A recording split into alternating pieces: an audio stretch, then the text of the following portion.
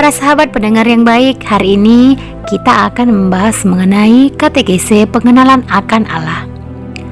Allah pencipta pada mulanya menciptakan langit dan bumi. Bumi belum berbentuk dan kosong. Gelap gulita menutupi samudra raya dan roh Allah melayang-layang di atas permukaan air. Berfirmanlah Allah, jadilah terang, lalu terang itu jadi. Allah melihat bahwa terang itu baik, lalu dipisahkannyalah terang itu dari gelap, dan Allah menamai terang itu siang dan gelap itu malam. Jadilah petang dan jadilah pagi, itulah hari pertama. Berfirmanlah Allah, jadilah cakrawala di tengah segala air untuk memisahkan air dari air. Maka Allah menciptakan cakrawala itu, dan ia memisahkan air yang ada di bawah cakrawala itu dari air yang ada di atasnya. Dan jadilah demikian. Lalu Allah menamai cakrawala itu adalah langit. Jadilah petang dan jadilah pagi, itulah hari kedua.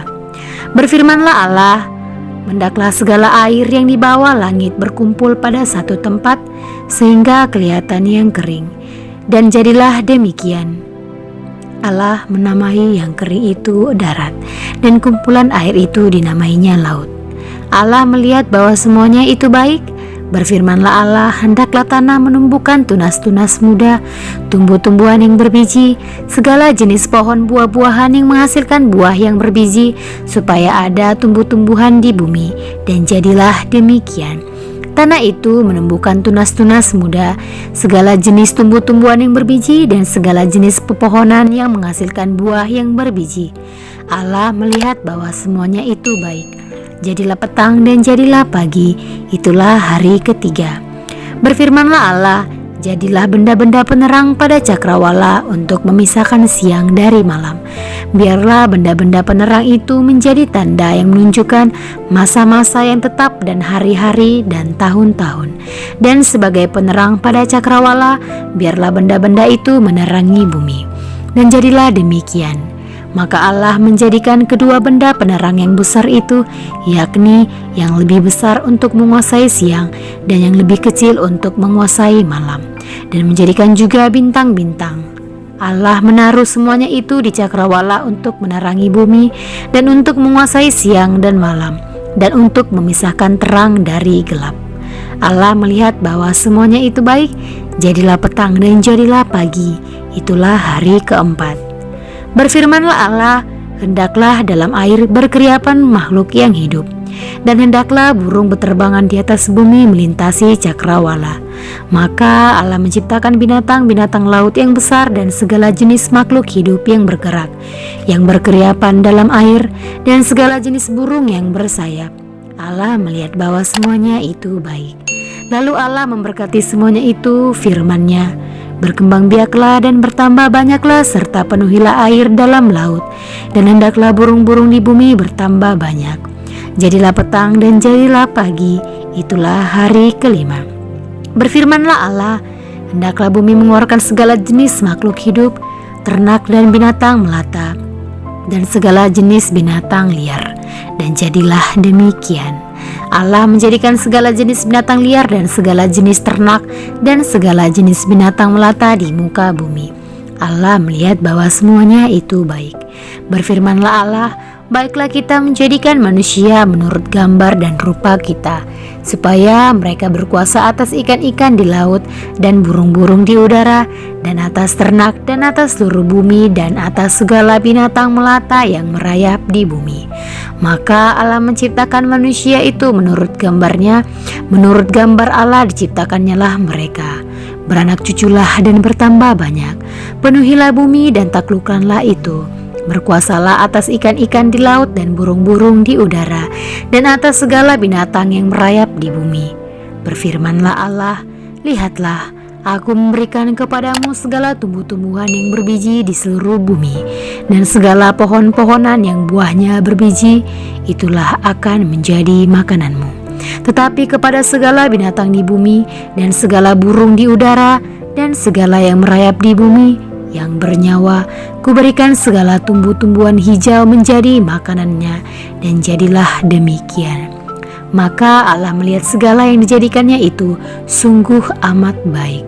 Jadilah petang dan jadilah pagi, itulah hari keenam. Demikianlah diselesaikan langit dan bumi dan segala isinya ketika Allah pada hari ketujuh telah menyelesaikan pekerjaan yang dibuatnya itu. Berhentilah ia pada hari ketujuh dari segala pekerjaan yang dibuatnya itu.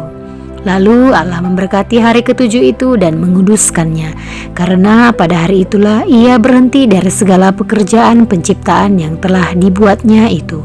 Demikianlah riwayat langit dan bumi pada waktu diciptakan kepada Tuhan Allah yang menjadikan bumi dan langit.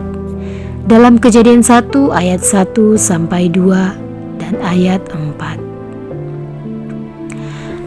Allah adalah maha besar, Ibrani 1 ayat 3, dan maha baik. Karena pengetahuan kita tentang Allah itu terbatas, maka pembicaraan kita tentang Allah pun demikian juga.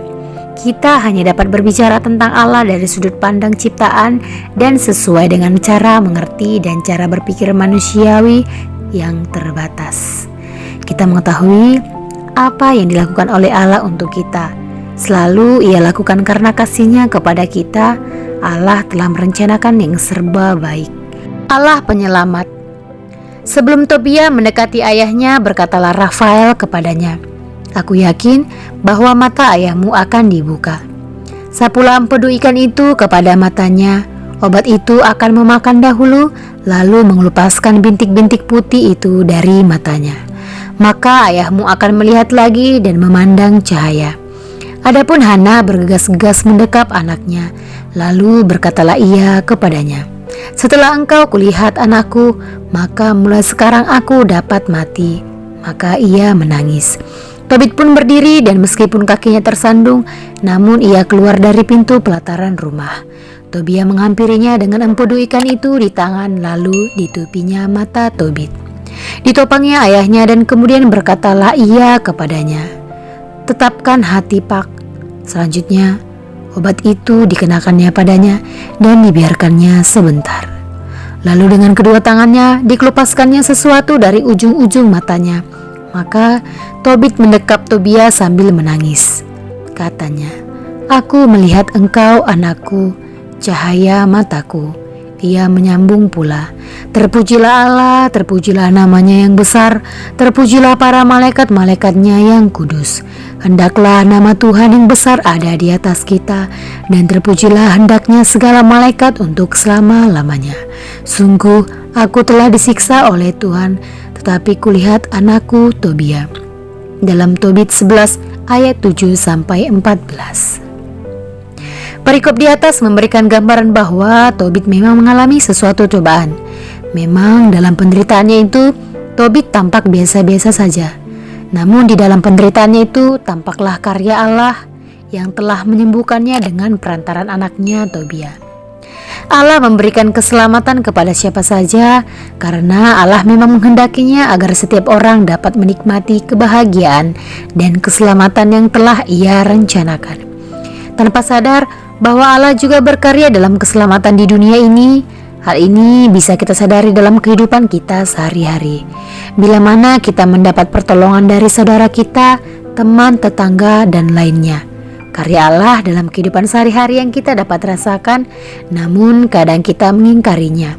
Bila mana kita terhindar dari bahaya. Allah yang murah hati. Bagaimana kita mengetahui bahwa Allah begitu murah hati kepada semua umatnya? Perikop di bawah ini menunjukkan kepada kita bahwa Allah tidak hanya memberi hidup, tetapi juga memenuhi kebutuhan hidup umatnya. Jadi, janganlah kamu mempersoalkan apa yang akan kamu makan atau apa yang akan kamu minum, dan janganlah cemas hatimu. Semua itu dicari bangsa-bangsa di dunia yang tidak mengenal Allah. Akan tetapi Bapamu tahu bahwa kamu memang memerlukan semuanya itu. Dalam Lukas 12 ayat 29 sampai 30. Kita boleh membaca ayat tersebut. Bagaimana kita bersikap sebaiknya menanggapi kebaikan Allah akan kemurahan hatinya? Sudah barang tentu kita mencap kemurahan hati Allah dengan bermurah hati kepada semua dan kepada ciptaan Allah. Karena dengan demikian kita berbuat baik kepada diri kita sendiri. Amsal 11 ayat 17. Tuhan Yesus bersabda, "Hendaklah kamu murah hati, sama seperti Bapamu adalah murah hati." Kita boleh membacanya dalam Lukas 6 ayat 36. Berikut Allah yang setia. Manusia yang diberikan kehendak bebas kadang menyalahgunakan untuk menanggapi kebaikan Allah. Bahkan manusia menolak dan meninggalkan Allah. Dalam Kejadian 3 ayat 3-6, tetapi tentang buah pohon yang ada di tengah-tengah taman, Allah berfirman, "Janganlah kamu makan ataupun raba buah itu, nanti kamu mati." Tetapi ular itu berkata kepada perempuan itu, "Sekali-kali kamu tidak akan mati, tetapi Allah mengetahui bahwa pada waktu kamu memakannya, matamu akan terbuka, dan kamu akan menjadi seperti Allah, tahu tentang yang baik dan yang jahat." Perempuan itu melihat bahwa buah pohon itu baik untuk dimakan dan sedap kelihatannya. Lagi pula pohon itu menarik hati karena memberi pengertian. Lalu ia mengambil dari buahnya dan dimakannya, dan diberikannya juga kepada suaminya yang bersama-sama dengan dia, dan suaminya pun memakannya. Rusaknya keselarasan hubungan manusia dengan Allah akibat manusia ingin mengejar kebahagiaan yang tanpa Allah. Setelah sadar kita mengetahui betapa semuanya kebahagiaan tersebut, maka tindakan manusia tersebut mengakibatkan dosa, di mana manusia kehilangan rahmat kekudusannya. Meskipun manusia jatuh ke dalam dosa, Allah tidak membiarkan ciptaannya hancur karena dosa. Allah tetap melangsungkan rencana keselamatan bagi manusia dan alam semesta. Hal ini dapat kita lihat bagaimana perjanjian Allah dengan Nuh. Boleh kita baca dalam Kejadian 9 ayat 12-16. Demikian juga Allah membentuk sejarah keselamatan. Ia memanggil Abram yang kemudian berganti nama menjadi Abraham. Allah juga meneguhkan iman Abraham dan memperbaharui perjanjiannya dalam Kejadian 15 ayat 5-7. Dengan demikian, Abraham menyerahkan seutuh hidupnya kepada Allah demi terlaksananya janji Allah. Allah juga memanggil Musa untuk membebaskan umatnya keluar dari perbudakan dan mengantar mereka ke tanah terjanji dalam Keluaran 3 ayat 7-10. Demikian juga dengan Yosua, Daud, dan Nabi Nathan.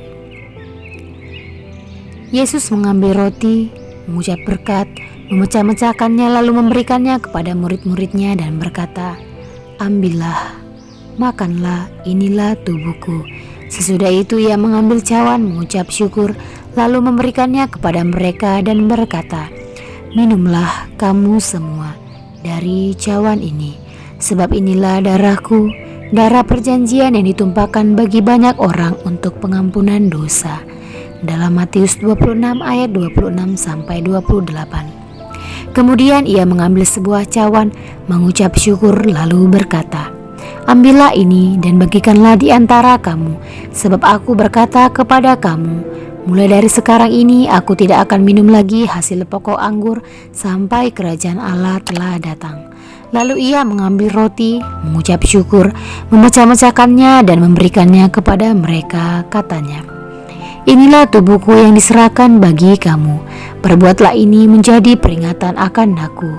Demikian juga dibuatnya dengan cawan sesudah makan. Ia berkata, "Cawan ini adalah perjanjian baru oleh darahku yang ditumpahkan bagi kamu."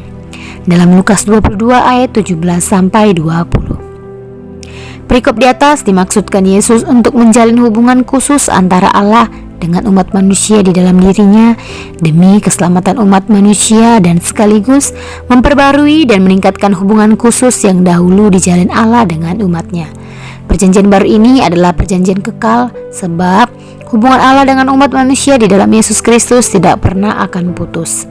Dengan demikian, kita mengetahui betapa kasih setia Allah kepada ciptaannya.